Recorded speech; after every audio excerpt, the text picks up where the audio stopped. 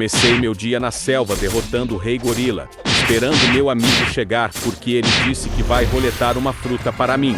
Por algum motivo eu encontrei um ovo estranho de Páscoa. Meu amigo disse que é para invocar um tal de administrador do jogo versão ovo. Vou ter que acelerar o vídeo aqui, para vocês verem meu progresso mais rápido, até meu amigo chegar.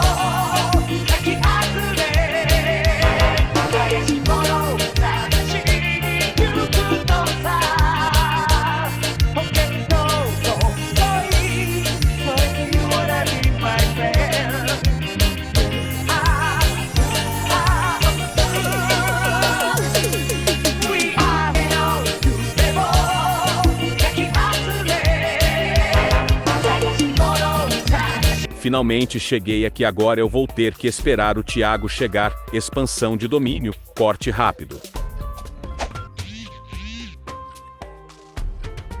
Finalmente ele chegou e está fazendo muito suspense. Quer ver que é uma fruta ruim? E ele vai fazer suspense à toa.